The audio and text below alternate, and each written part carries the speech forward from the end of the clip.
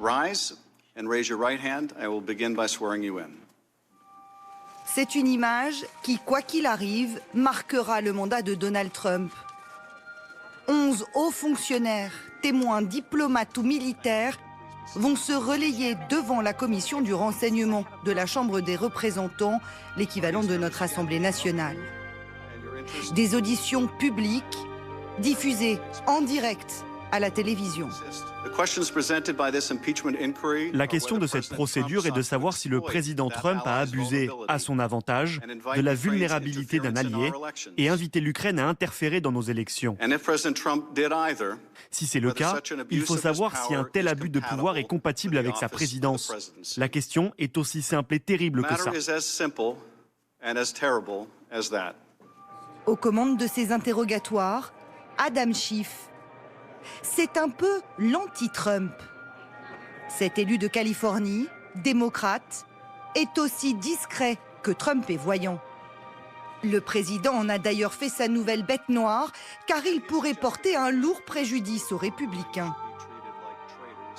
Les démocrates ont décidé de commencer avec des diplomates de haut rang qui ne sauraient être attaqués par les républicains. C'est le cas de William Taylor, qui a été ambassadeur US à Kiev entre 2006 et 2009, donc sous la présidence républicaine de George W. Bush. C'est aussi le cas de George Kenn, qui est un actuel haut responsable au département d'État, spécialiste de l'Ukraine. Et ces deux hommes, ils ont participé d'assez près au montage de cette fameuse rencontre entre Donald Trump et son homologue ukrainien. Et leur constat, il est clair, il est accablant. Oui, selon eux, il y a eu un abus de pouvoir présidentiel. Ce n'est pas la première fois dans l'histoire américaine qu'un président est soumis à une procédure d'impeachment. Bill Clinton a failli être destitué en 1998, accusé d'avoir menti devant le grand jury pour l'affaire Monica Lewinsky. I did not have sexual relations with that woman. Andrew Johnson a lui aussi été menacé. Mais c'est surtout la procédure contre Richard Nixon qui, en 1973, fait parler d'elle.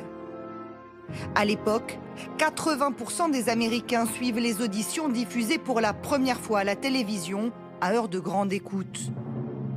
Les témoignages sont accablants. Le 37e président est contraint de démissionner pour éviter l'humiliation d'aller au bout de la procédure.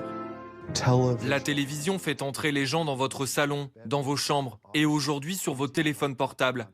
Elle a un pouvoir émotionnel car elle vous prend à témoin. Et c'est justement les faits recherchés aujourd'hui par les démocrates.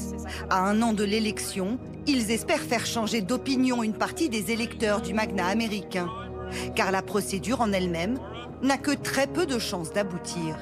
On sait qu'elle va finalement se fracasser contre le mur républicain du Sénat. Il n'empêche, il y a un vrai créneau en ce moment même. On ne sait pas ce qui peut se passer pendant ces 10 jours d'audition et les effets sont totalement imprévisibles sur la suite de la campagne de Donald Trump. On le rappelle, c'est surtout ça sa crainte. C'est pas la destitution, c'est la non-réélection.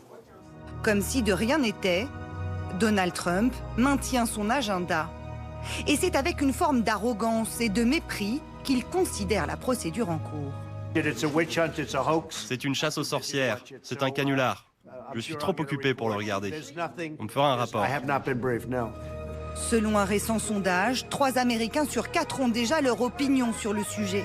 Mais qu'on soit démocrate ou républicain, les avis sont diamétralement opposés. La procédure d'impeachment ne semble pour l'heure pas avoir d'effet sur la course à la Maison-Blanche.